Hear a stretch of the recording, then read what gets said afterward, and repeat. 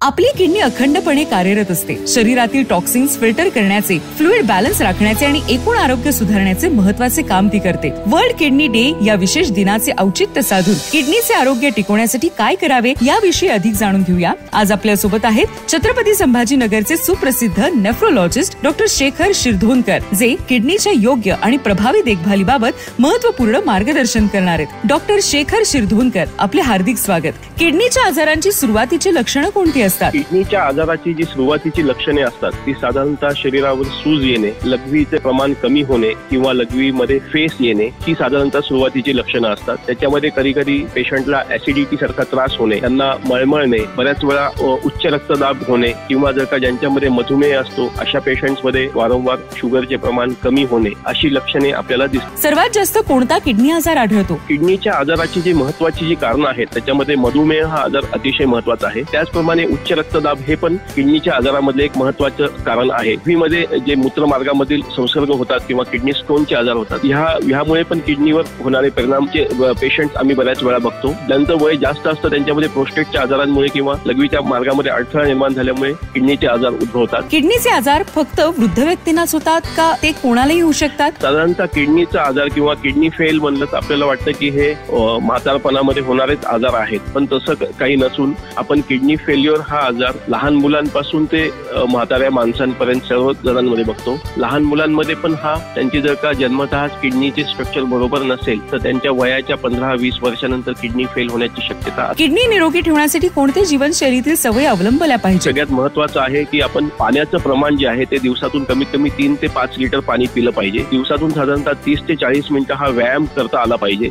कुठलेही वेदनाशामक औषधी ही डॉक्टरांच्या सल्ल्याशिवाय घेऊ नये. त्याचप्रमाणे वजन नियंत्रणात ठेवण्यासाठी सुद्धा प्रयत्न केले पाहिजेत व ज्यांना खास करून उच्च रक्तदाब किंवा मधुमेह हा आजार आहे त्यांनी आपली वारंवार तपासणी करणे. बदलत्या जीवनशैलीमुळे किडनीच्या आरोग्यावर कसा परिणाम होतो? सध्याच्या आपण जनरेशन मध्ये बघितलं तर फास्ट फूड खाण्याचं प्रमाण वाढलेलं आहे किंवा जिम मध्ये जाऊन जिम करताना त्याचे प्रोटीनचे कंटेंट अतिरिक्त प्रमाणामध्ये घेण्याची जी आपली प्रवृत्ती वाढलेली आहे त्याच्यामुळे लॉंग स्टँडिंग किडनीवर बराच वेळा परिणाम होतोय. किडनी फेल होण्याच्या पण शक्यता खूप वाढून जातात. जंक फूडमुळे सोडियमचं प्रमाण ज्याच्यामध्ये जास्त असतं त्यामुळे किडनी स्टोन होणे किंवा त्याचे उच्च रक्तदाबावर परिणाम होणे असे आपण परिणाम बघतो. किडनीच्या आजारांची सुरुवातीची लक्षणं कोणती असतात? किडनीच्या आजाराची जी सुरुवातीची लक्षणे असतात ती साधारणतः शरीरावर सूज येणे, लघवीचे प्रमाण कमी होणे किंवा लघवीमध्ये फेस येणे ही साधारणतः सुरुवातीची लक्षणं असतात. त्याच्यामध्ये कधी कधी पेशंटला ऍसिडिटी सारखा त्रास होणे, त्यांना मळमळणे, बऱ्याच वेळा उच्च रक्तदाब होणे किंवा जर का ज्यांच्यामध्ये मधुमेह असतो अशा पेशंट्स मध्ये वारंवार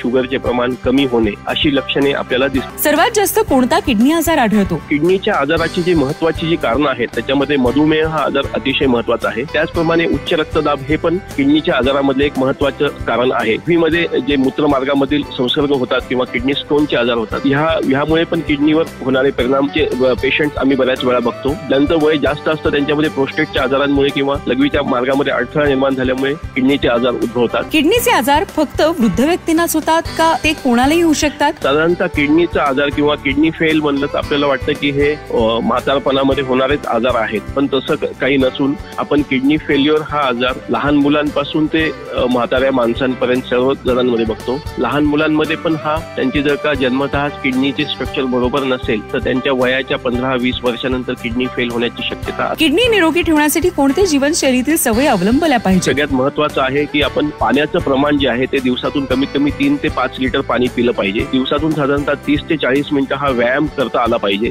कुठलेही वेदनाशामक औषधी ही डॉक्टरांच्या सल्ल्याशिवाय घेऊ नये. त्याचप्रमाणे वजन नियंत्रणात ठेवण्यासाठी सुद्धा प्रयत्न केले पाहिजेत व ज्यांना खास करून उच्च रक्तदाब किंवा मधुमेह हा आजार आहे त्यांनी आपली वारंवार तपासणी करणे. बदलत्या जीवनशैलीमुळे किडनीच्या आरोग्यावर कसा परिणाम होतो? सध्याच्या आपण जनरेशन मध्ये बघितलं तर फास्ट फूड खाण्याचं प्रमाण वाढलेलं आहे किंवा जिम मध्ये जाऊन जिम करताना त्याचे प्रोटीनचे कंटेंट अतिरिक्त प्रमाणामध्ये घेण्याची जी आपली प्रवृत्ती वाढलेली आहे त्याच्यामुळे लॉंग स्टँडिंग किडनीवर बराच वेळा परिणाम होतोय. किडनी फेल होण्याच्या पण शक्यता खूप वाढून जातात. जंक फूडमुळे सोडियमचं प्रमाण ज्याच्यामध्ये जास्त असतं त्यामुळे किडनी स्टोन होणे किंवा त्याचे उच्च रक्तदाबावर परिणाम होणे असे आपण परिणाम बघतो. किडनीच्या आजारांची सुरुवातीची लक्षणं कोणती असतात? किडनीच्या आजाराची जी सुरुवातीची लक्षणे असतात ती साधारणतः शरीरावर सूज येणे, लघवीचे प्रमाण कमी होणे किंवा लघवीमध्ये फेस येणे ही साधारणतः सुरुवातीची लक्षणं असतात. त्याच्यामध्ये कधी कधी पेशंटला ऍसिडिटी सारखा त्रास होणे, त्यांना मळमळणे, बऱ्याच वेळा उच्च रक्तदाब होणे किंवा जर का ज्यांच्यामध्ये मधुमेह असतो अशा पेशंट्स मध्ये वारंवार शुगरचे प्रमाण कमी होणे अशी लक्षणे आपल्याला दिसतात. A public awareness initiative from the makers of Zeblong and Zeblong tea.